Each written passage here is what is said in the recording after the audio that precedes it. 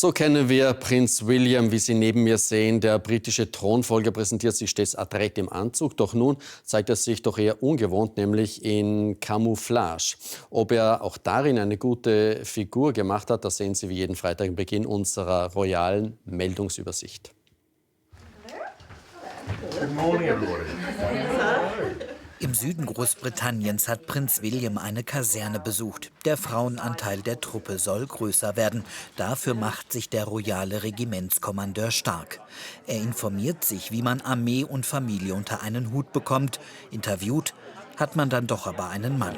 Der Besuch sei etwas Besonderes, sagt dieser Soldat. Man kenne ihn natürlich von den Fotografien, beispielsweise im Offizierscasino. Prinz William nun aber als Mensch zu erleben und sich mit ihm zu unterhalten, das sei beeindruckend gewesen. Auf dem Militärstützpunkt werden Drohnen getestet. Auch der Prinz selbst durfte zum Abschluss ein kleines Fluggerät steuern. Spanien sucht wohl nach Partnern in Afrika und so hat König Felipe im Palast in Madrid den senegalesischen Präsidenten Bassirou Diomaye Faye empfangen. Nach dem persönlichen Gespräch ging es zum Mittagessen, an dem auch die Königin und zahlreiche andere Gäste teilnahmen. Der Senegal sei nun das erste Land südlich der Sahara, mit dem Spanien eine strategische Partnerschaft eingehen werde, verkündet der König. Traditionell hatte Frankreich einen großen Einfluss auf die Region, doch der nahm zuletzt ab. Großes Treiben im kleinen Fürstentum. Zum ersten Mal seit 500 Jahren wird ein Papst wieder nach Monaco reisen. Leo XIV. Wird in dem Mittelmeerstaat erwartet.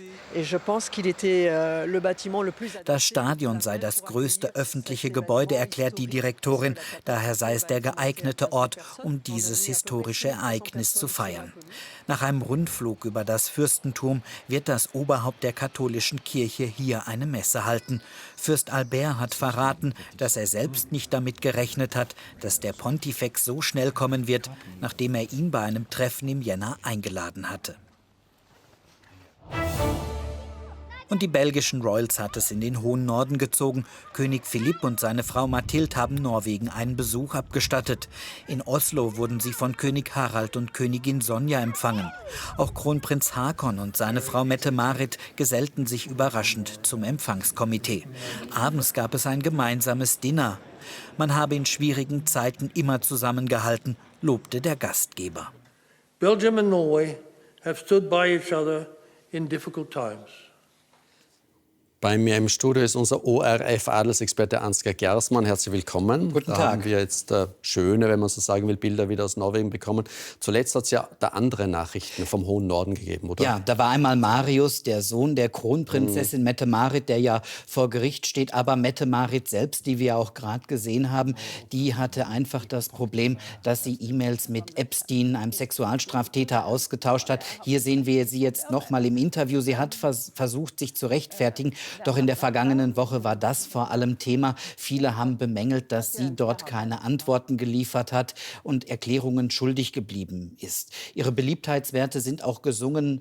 Nur noch 42% glauben, dass sie eine gute Königin mal sein wird. Allerdings, die Bevölkerung kann durchaus zwischen dem Skandal und den einzelnen Personen unterscheiden.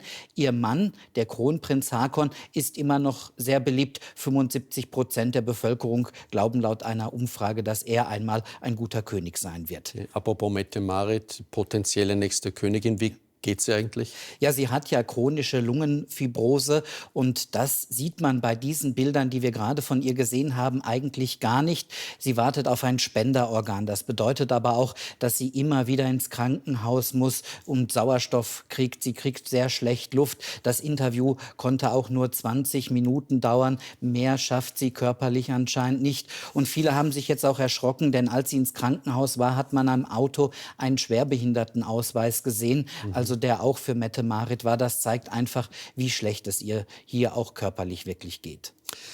Von Epstein war bereits die Rede in unserem Gespräch. Du Ja. hast ihn erwähnt. Was tut sich da in Großbritannien? Ja, da war ja eigentlich Epstein zuerst der große Skandal.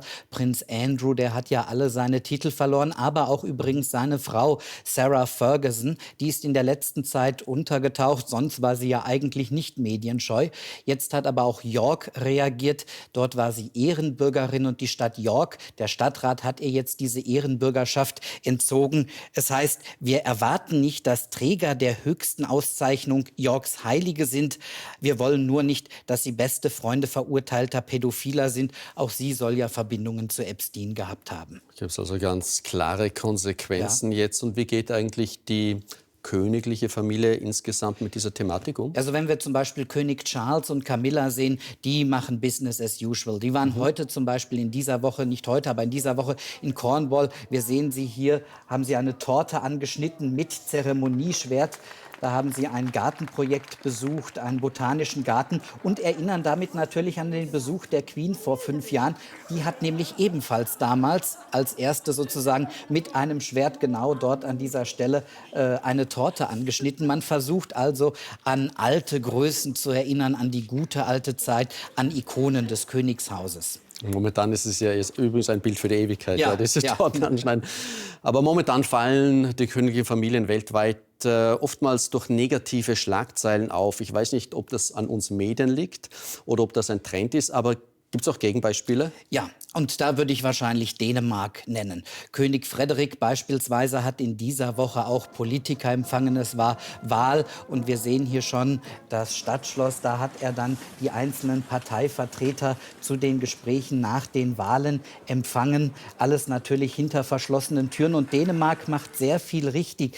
Die sind, ja, man könnte sagen, auf der einen Seite relativ leise, wenn es um Schlagzeilen, um Skandale geht. Auf der anderen Seite schafft König Frederik jetzt seit dem Thronwechsel auch ein paar Neuerungen ein. Er sorgt für Transparenz. Beispielsweise kam heute ganz frisch, habe ich gerade per E-Mail bekommen, der Bericht vom Jahre 2025, den das Königshaus jetzt immer veröffentlicht. Das sind über 30 Seiten, in denen dann klar steht, was das Königspaar gemacht hat. 30 Gemeinden wurden beispielsweise besucht, 18 Länder. Und ich habe es mir auch rausgeschrieben, mehr als 1500 Bürger wurden zu Audienzen empfangen. 200 verschiedene Gesetze hat er unterzeichnet und fast 10.000 Glückwunschkarten zu Jubiläen hat er verschickt. Also man versucht hier Transparenz zu schaffen.